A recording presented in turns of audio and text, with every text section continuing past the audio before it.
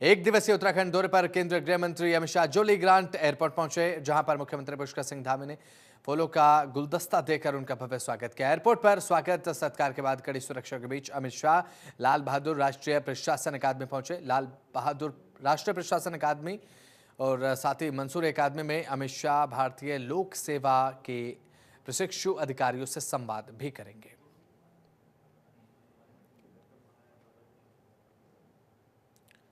तो उत्तराखंड पहुंचे केंद्रीय गृह मंत्री अमित शाह और साथ ही बताया जा रहा है कि मुख्यमंत्री पुष्कर सिंह धामी ने उनका स्वागत किया है। और इस दौरान मसूरी अकादमी में भी केंद्रीय गृह मंत्री अमित शाह भारतीय लोक सेवा के प्रशिक्षुओं अधिकारियों से संवाद करने वाले हैं।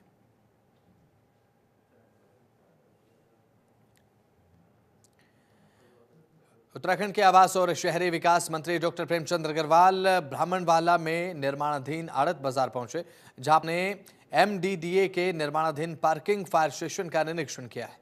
जानकारी के मुताबिक 356 प्रभावित व्यापारियों में से 285 व्यापारियों को यहां पर प्लॉट दिए जा रहे हैं और साथ ही बताया जा रहा है कि ये प्लॉट उनके वर्तमान दुकान के मूल्य के आधार पर दिया गया है।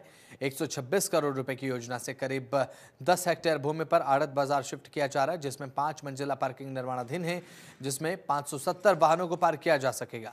तो वहीं शहरी विकास मंत्री प्रेमचंद अग्रवाल ने बताया कि आड़त बाजार परिसर में दोनों ओर सड़क बनाने का कार्य भी गतिमान है, यानी कि चल रहा है। और साथ ही अब ओवरहेड टैंक 3 शौचालय बनाए जाएंगे जो कि सार्वजनिक होंगे। मंत्री प्रेमचंद अग्रवाल ने नव निर्माणाधीन आड़त बाजार के स्थलीय निरीक्षण के दौरान बगल से बह रहे गंदे नाले के समाधान के लिए भी संबंधित अधिकारियों को निर्देशित किया है। मंत्री के मुताबिक नव आड़त बाजार परिसर में मंदिर, धर्मकांटा और साथ ही आपको बता दें कि एलटी पैनल रूम, ठोस अपशिष्ट निस्तारण हेतु गार्बेज कलेक्शन का भी प्रावधान किया गया है, जो कि 2025 के मई महीने तक कार्य पूरा कर लिया जाएगा। देखिए, आप जानते हैं जो हमारा आड़त बाजार इस टाइम जहाँ पे संचालित है, वहाँ चूंकि आड़त बाजार का मतलब है कि ट्रकों का आना, ट्रकों का जाना, वो माल का लोडिंग और अनलोडिंग, और वो एक ऐसा रास्ता अभी हमारे सामने है कि जिसमें अनेकों बार जाम लगता है। व्यापारियों को भी दिक्कत होती है, अन्य लोगों को भी दिक्कत होती रही। तो एक हमारे सामने एक विषय आया कि हम उसको वहाँ से शिफ्ट करें, और मेरे विभाग एमडीडी के द्वारा जिस जगह मैं खड़ा हूँ यहाँ शिफ्टिंग करने की बातचीत प्राइमरी स्टेज पे हुई, सारी बातचीत हुई। तो 356 हमारे प्रभावित व्यापारी हैं जिनको हम लोग शिफ्ट करने की स्थिति में हैं, जिसमें लगभग 200 लोगों ने कंसेंट दी है कि उनको प्लॉट दिया जाए। जिस वैल्यू का वहाँ पे उनकी दुकान है, उस वैल्यू के हिसाब से यहाँ पे उनको प्लॉट हम दे रहे हैं।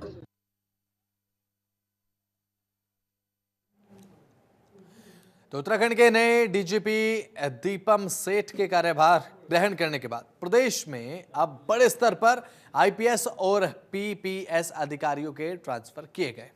आपको बता दें कि उत्तराखंड शासन से जारी आदेश के अनुसार प्रदेश में 5 आईपीएस और 14 पीपीएस अधिकारियों को इधर उधर किया गया, यानी कि उनका तबादला किया गया। अब जारी हुए आदेश के अनुसार आईपीएस धीरेन्द्र गुंजाल को सहायक पुलिस महानिरीक्षक कारागार बनाया गया है। इसके अलावा आईपीएस यशवंत सिंह से सहायक पुलिस महानिरीक्षक कारागार की जिम्मेदारी वापस ली गई है। अब आईपीएस यशवंत सिंह पर सिर्फ पुलिस अधीक्षक सीआईडी की जिम्मेदारी रहेगी।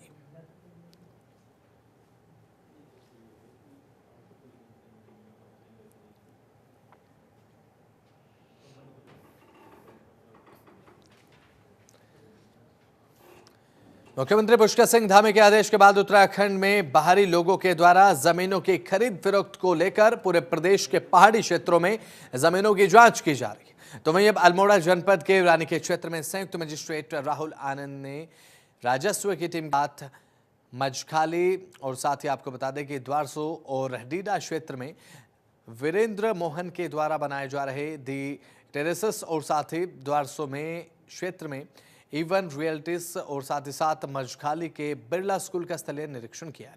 संयुक्त मजिस्ट्रेट ने राजस्व विभाग की टीम से मौके पर नक्शा, खतौनी और आवश्यक दस्तावेज चेक कर आश्वासन दिया और साथ ही अब दिशा निर्देश भी इस दौरान दिए गए हैं। अब ऐसे में उन्होंने राजस्व उप निरीक्षक और राजस्व विभाग के अधिकारियों को जमीनों की खरीद फरोख्त के लिए खतौनी व आवश्यक दस्तावेज चेक करने के लिए बोर्ड लगाने के लिए भी कहा है।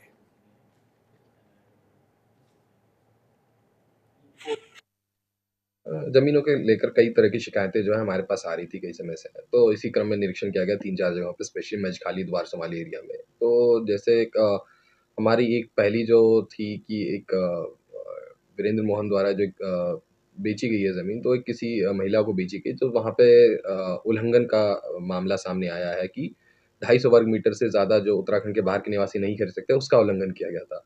उस मामले में निरीक्षण किया गया। इसके अलावा एक रेरा के अप्रूवल के संबंधित एक आया था कि रेरा के अप्रूवल के बिना जो है कुछ डेवलपमेंट हो रही है, तो उसका निरीक्षण किया गया। इसके अलावा हमारे बिरला स्कूल के ऊपर भी एक शिकायती पत्र आया था कि वो ज़मीन जो है वो सरकारी ज़मीन है। तो इन सभी चीज़ों का जो है निरीक्षण किया गया। इन सब में जो है मौके पर हमारे क्षेत्रीय पटवारी कानूनगो सभी उपस्थित थे। हमने सारे अपने जो स्वामित्व के अभिलेख हैं उनसे मैच किया गया, तो उसको मिलाकर देखा गया, सम्मिलान किया गया, तो कुछ उसमें अनियमितताएँ पाई गई जिसकी जो रिपोर्ट बनाकर शीघ्र ही अग्रसारित की जाएगी। मुख्यमंत्री पुष्कर सिंह धामी की घोषणा के क्रम में लालकुआ विधानसभा क्षेत्र के विधायक डॉक्टर मोहन सिंह बिष्ट ने राज्य सेक्टर योजना के तहत लाइन पार संजय नगर क्षेत्र में करीब 10 करोड़ की लागत से 2 ट्यूबवेल, उच्च जलाशय और साथ ही पाइपलाइन का विधिवत रूप से भूमि पूजन कर शुभारंभ किया। पेयजल योजना का निर्माण कार्य 18 महीने से पूर्ण होने का लक्ष्य रखा गया था और साथ ही लेकिन आज 8 महीने बीत चुके, कार्य प्रारंभ किया गया है। ऐसे में 10 महीने में आखिरकार ओवरहेड टैंक कैसे पूरा किया जाएगा, ये सबसे बड़ा सवाल भी है। हालांकि पेयजल निगम के अधिशासी अभियंता AK कटारिया ने समयानुसार कार्य पूरा किए जाने का दावा भी किया है। पेयजल योजना से 30,000 की आबादी वाला क्षेत्र लाभान्वित होगा।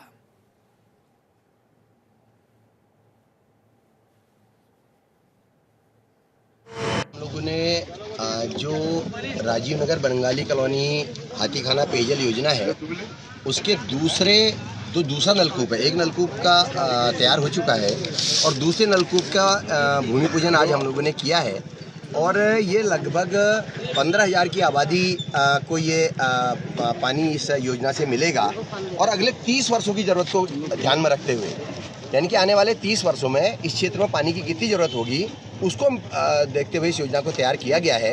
यानी कि मैं ये कहना चाह रहा हूँ आने वाले 30 वर्षों में भी दोबारा से ना यहाँ पर ट्यूबवेल बनाना पड़ेगा और ना ही पेयजल लाइन डालनी पड़ेगी। उस तरह से योजना को तैयार किया जा रहा है। विश्व प्रसिद्ध न्याय के प्रमाणिक उत्तराखंड के प्रसिद्ध देवता भोक नागराजा की अब 33 यात्रा बड़े धूमधाम से मनाई गई है। आपको बता दें कि हर तीसरे साल आयोजित होने वाली इस यात्रा की पूर्व संध्या उत्तराखंड के प्रसिद्ध लोक गायक जागर सम्राट प्रीतम भरतवाण के नाम से रही। आपको बता दें कि अब ऐसे में इस सांस्कृतिक संध्या में विदेशी मेहमान, टनल विशेषज्ञ, ऑस्ट्रेलियाई नागरिक आर्नोल्ड डिक्स और साथ ही लॉरेंस मुख्य अतिथि के रूप में उपस्थित रहे। भोकनाग मेला अगर बात करें तो समिति के अध्यक्ष ब्लॉक प्रमुख डूंडा शैलेंद्र कोहली ने क्षेत्र में बड़ी तादाद में उपस्थित लोगों का धन्यवाद ज्ञापित करते हुए कहा कि भोक मेला राजकीय मेला घोषित होने से इसकी भव्यता और दिव्यता बढ़ी है। तो वहीं अब आर्नोल्ड डिस्क ने बताया है कि जब टनल बंद हुई और मैं टनल के अंदर गया था तो मेरे मन की फीलिंग कुछ ऐसी थी कि उसे मैं बयां नहीं कर सकता और यहाँ किसी अदृश्य शक्ति का मुझे एहसास भी हुआ था।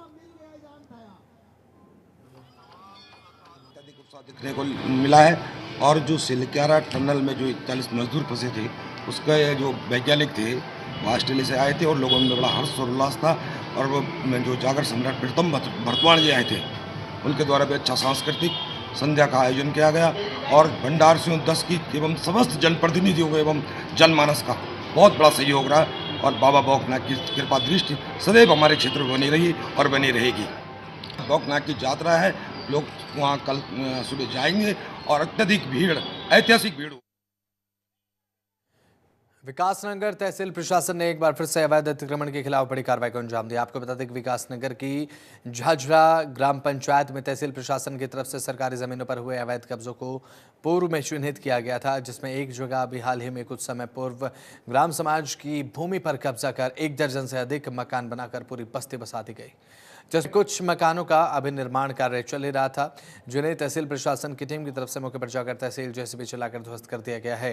नायब तहसीलदार ग्यारू दत्त जोशी के मुताबिक बात करें तो झाझरा क्षेत्र में बड़े पैमाने पर अवैध कब्जा कर बस्तियां बसाई गई, जिनमें कुछ जगहों को चिन्हित किया गया है, जिनके ध्वस्तीकरण की कार्रवाई यहां से शुरू की जाएगी।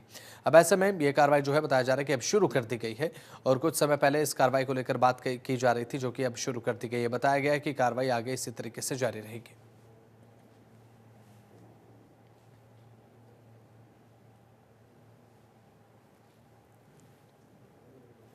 ये हमारी सरकारी भूमि पे इन्होंने काफी अतिक्रमण किया है। कल 12 से 15 मकान इन्होंने अभी यहाँ पे बना रखे थे, जिसमें से हमने 10 तो हटा दिए, 2 मकान और रह गए अभी। बाकी आगे हमने चिन्हीकरण कर रखा है, उसको भी कल से उसके कार्य अभी शुरू हो जाएगी। अभी 2 मकान और बचे, इसको अभी तुड़वा रहा हूँ साथ। करीब 9-10 मकान तोड़ दिए हैं। चिन्ही का इधर ही है, थोड़ा सुद्धू वाला से आगे को, यही आगे पीछे की साइड, उधर ही जाएंगे अभी थोड़ी देर में हम। अभी एक सामने तो कोई भी नहीं आ रहा है यहाँ पे, एक भी आदमी कोई बताना कि मेरा मकान है, मेरा मकान है, कोई भी नहीं बता रहा, बताने को राजी नहीं कोई भी। नहीं, ये सरकारी जमीन में नोटिस की जरूरत ही नहीं है, हमारे बंजर जमीन पे बना रखा है। कोई भी नहीं आ रहा, ना वार्ड मेंबर ना प्रधान, कोई भी नहीं आ रहा। ये सब मुझे तो ये लगता है कि शायद इन्हीं की मिलीभगत से ना हुई। तो वो आए और एकदम से आके और वो बोले, पहले एक पुलिस वाला आया, बोलने लगा कि अब जो है वो जेसीबी आ रही है, अब तुम्हारा मकान टूट जाएगा। तो आके उन्होंने तोड़ दिया एकदम से। ये बोल रहा तुम्हारे नाम है ये जमीन। मैंने कहा हमारा नाम नहीं है, ये पंचायती जमीन है, जैसे गांव पड़ोस वालों की बना सकते हैं, जैसे जिसके पास घर नहीं है, तो हमारे पास घर नहीं है, तो हमने इसलिए यहाँ पे बनाने की कोशिश की, चलो भाई यहाँ रह लेंगे। बना दिया था, बस टीन डालनी थी उसपे, वो उसके बाद जो है उन्होंने तोड़ दिया सारा। हाँ जी, हमें किसी ने नहीं बोला कि आपका मकान टूट रहा, और हमें बच्चों ने जाकर खबर दी, उन्होंने कहा कि आपका मकान टूट गया। और फिर हमने आगे देखा, पुलिस वाले ने बोला एक साइड खड़े हो जाओ। हम एक साइड खड़े हो गए और हमारा तो नुकसान कर दिया, खाने पीने तक का सामान भी इसमें बंद कर दिया, सब तोड़ के चले गए यहाँ से। हमें 1 साल हो गए रहते नु, जब से हम थोड़ा थोड़ा करके, गरीबी आदमी है, विधवा औरत हूँ मैं तो जी, है जी। हाथ मैंने जोड़ कर जब मैंने ली थी और जब मैंने कर्जा करके बनाई थी, ये प्रधानी पिंकी ने दी हमें। ना जी, पैसे नहीं लिया उसने। हाँ जी, उन्होंने बोल दिया था हमें कि आप बना ला, आप विधवा औरत हो और आप पे तो कहाँ से होगा गरीबी। हाँ, आप तो सिर्फ का मेरे 1 साल ही हो गया गुजरे नु, अब मैं इस कारण से मैंने इधर बनाया। फिर काशीपुर के नवनियुक्त सीओ दीपक सिंह की तरफ से कार्यभार ग्रहण करने के बाद आज कोतवाली में गणमान्य लोगों एवं पत्रकारों के साथ एक बैठक का आयोजन किया गया। बैठक के दौरान लोगों ने काशीपुर सीओ को नगर की जन समस्याओं के बारे में जानकारी देते हुए अवगत कराया और शहर में बढ़ती ई रिक्शाओं की समस्याओं के बारे में भी जानकारी दी गई। साथ ही अब लोगों ने कहा कि स्कूल के समय में अब हैवी वाहनों का आना जाना लगा रहता है, जो कि नो एंट्री के बाद भी हैवी वाहन डंपर रोड पर दौड़ते नजर आते हैं। इसके बाद आपको बता दें कि सीओ दीपक सिंह की तरफ से लोगों की समस्याएं सुनने के बाद उन्होंने सभी समस्याओं का जल्द समाधान करने का आश्वासन दिया और साथ ही उन्होंने कहा कि काशीपुर की बढ़ती समस्याओं को रोकने के लिए जल्द से जल्द प्रयास किया जाएगा।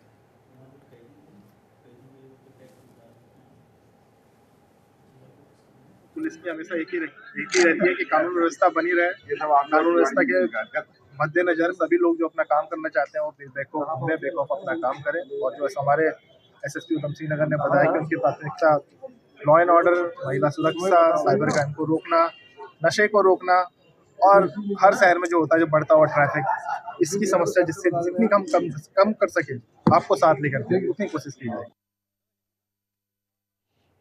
केंद्र सरकार की ओर से 2022 में एक अधिसूचना जारी की गई थी, जिसका पालन अप्रैल 2023 से लागू हो गया था। आपको बता दें कि लेकिन इसके बावजूद भी रुड़की ने आज तक किसी कार बाजार डीलर को इसकी सुध नहीं थी। आपको बता दें कि अब आरटीओ कार्यालय से जब सभी डीलरों को नोटिस दिया गया तो उनमें हड़कंप मच गया, क्योंकि इससे पहले डीलर बिना जीएसटी, बिना नियमों को इस्तेमाल किए हुए वहां पर जो गाड़ियां हैं वो बेच रहे थे, जिससे सरकार को भी टैक्स और राजस्व की हानि हो रही थी। लेकिन अब ऐसा नहीं होगा। आपको बता दें कि बिना पंजीकरण संचालित का इस्तेमाल किए बगैर बाजार प्रशासन ने सख्ती अब शुरू कर दी है और साथ ही आपको बता दें कि बाजार की तरफ से अब सख्ती दिखाई गई है। अब बिना पंजीकरण संचालित इस्तेमाल कार बाजार पर प्रशासन ने सख्त रुख इख्तियार करना शुरू कर दिया है। बिना लाइसेंस पुराने वाहनों की खरीद फरोख्त करने वाले डीलरों की सूची तैयार की जा चुकी है। परिवहन विभाग ने ऐसे डीलरों को नोटिस भी जारी करना शुरू कर दिया जो कि बिना नियमों के संचालित हो रहे हैं।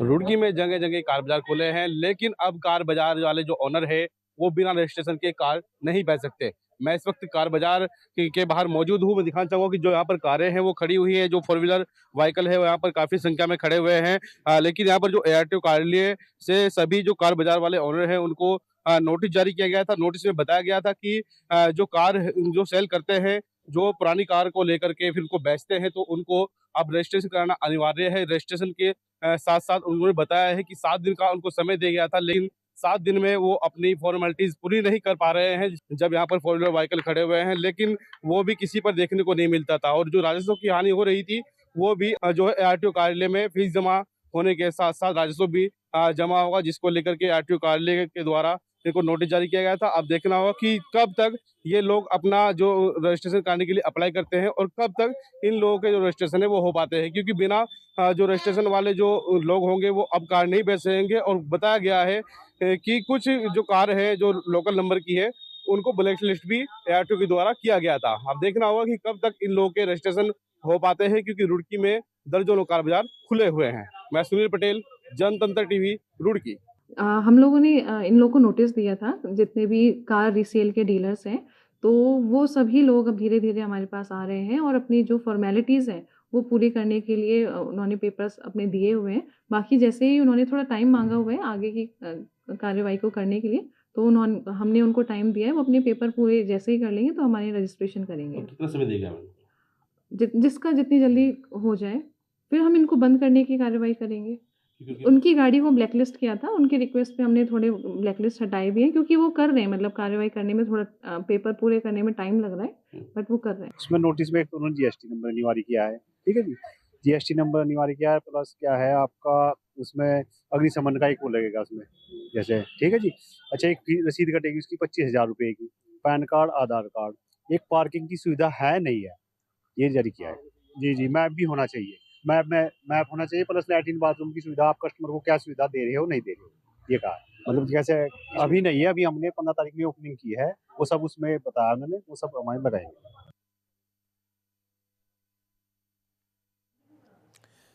तो हरिद्वार जिले में सड़क दुर्घटनाओं पर लगाम लगाने के लिए अब हरिद्वार पुलिस का ड्रिंक एंड ड्राइव अभियान जोरों पर है। आपको बता दें कि जिले भर में अब प्रमुख चौक चौराहों पर सड़क मार्गों पर पुलिस लगातार चेकिंग अभियान चला रही है। शराब पीकर वाहन चलाने वालों के खिलाफ सख्त कार्रवाई की जा रही है। तो अब ऐसे में हरिद्वार के पुलिस अधीक्षक परमेंद्र सिंह डोभाल के निर्देश पर अब थाना और चौकी प्रभारियों को यह सुनिश्चित करने के लिए कहा गया है तो वह उनके क्षेत्र में चेकिंग अभियान नियमित रूप से चलाया जाए।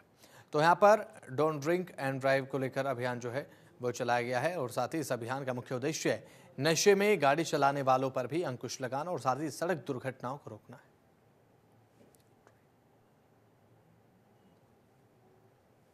देखिए, ये बड़ा आई ओपनर है। जिस तरीके से देहरादून में एक घटना हुई थी जिसमें 6 लोगों की मृत्यु हो गई थी, उसके बाद पूरे प्रदेश में DGP महोदय के निर्देश में माननीय मुख्यमंत्री जी ने भी इस पर अपनी चिंता व्यक्त की थी। उसको ध्यान में रखते हुए हरिद्वार जनपद में भी ड्रंक एंड ड्राइविंग पर हम लोग लगातार कार्रवाई कर रहे हैं और साथ साथ इनको जागरूक भी किया जा रहा है कि रात्रि में जो ओवर स्पीडिंग के खासकर जो मामले हैं उसमें सख्त कार्रवाई हमारे द्वारा की जा रही है। और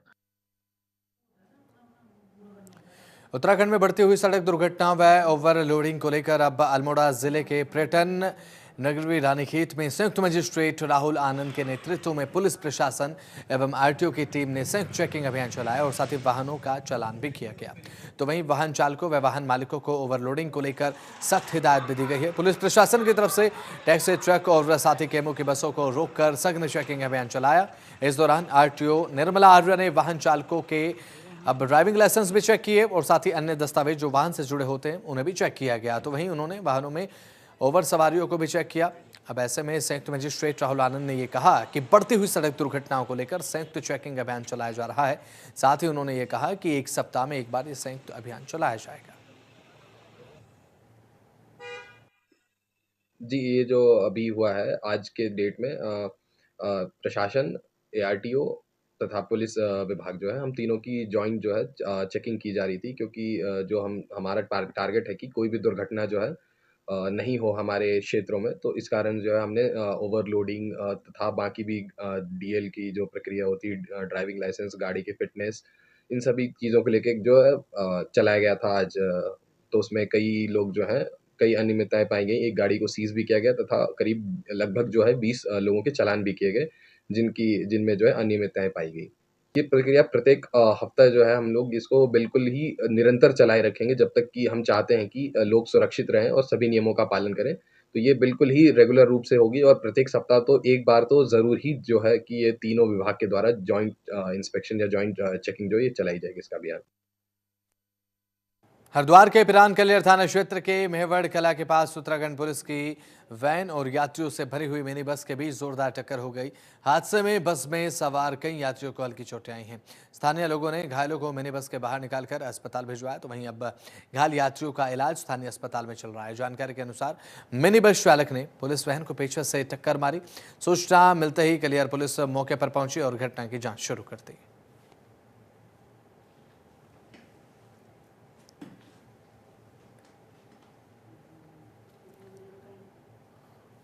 हल्द्वानी में फूलचोड़ स्थित कांता बैंक्वेट हॉल के बाहर शादी समारोह से लौट रहे 3 युवकों पर ITI गैंग के सदस्यों ने जानलेवा हमला कर दिया। आपको बता दें कि 25 नवंबर की रात करीब 11:30 का समय था, 11:30 बजे थे और पीड़ितों में शैलेंद्र बिष्ट और साथ ही साथ करण बिष्ट और उनके साथी भी शामिल बताए जा रहे हैं। अब पीड़ितों को स्थानीय लोगों की मदद से बचाया गया। तुरंत सोबन सिंह जीना बेस अस्पताल में भर्ती होने कराया गया और पीड़ित ने पुलिस में शिकायत दर्ज कराई है। आरोपियों पर सख्त कार्रवाई की मांग की गई है। पीड़ितों ने बताया कि आरोपियों से उन्हें जान माल का खतरा है। SP सिटी प्रकाश चंद ने बताया कि अब पुलिस की मामले की जाँच अब देखने को मिल रही है। अब ऐसे में उचित कार्रवाई की जाएगी। देखिए, इस तरह का मामला संज्ञान में तो आया है, लेकिन अभी तक कोई शिकायत हमें मिली नहीं है और पुलिस इस पर निसंदेह कार्रवाई करेगी जैसी शिकायत। हरिद्वार जिले के आबादी वाले क्षेत्रों में जंगली हाथियों की दस्तक थमने का नाम नहीं ले रही है। ताज़ा घटना बहादुराबाद क्षेत्र की बताई जा रही है, जहां पर अचानक एक हाथी के आने से स्थानीय लोगों में हड़कंप मच गया और साथ ही हाथी एक रिहायशी इलाके में जा पहुंचा और साथ ही अब जिससे लोग अपनी जान बचाने के लिए इधर उधर भागने भी लगे। अब स्थानीय लोगों का ये कहना है कि हाथी ने इलाके में काफ़ी देर तक उत्पात मचाया, इधर उधर टहलता रहा। हालांकि गनीमत रही कि किसी हताहत होने की कोई जानकारी सामने नहीं आई है। आपको बता दें कि इस घटना का वीडियो सोशल मीडिया पर तेजी के साथ वायरल है और वन विभाग को इसकी सूचना दे दी गई है। इसके बाद टीम ने मौके पर पहुंचकर हाथी को जंगल की ओर खदेड़ा। अब ऐसे में वन विभाग के अधिकारियों ने लोगों से अपील की है कि वे जंगली हाथी और जंगली जानवरों को देखते ही शांत रहें, उन्हें परेशान करने की कोशिश न करें और तुरंत वन विभाग को सूचना दें।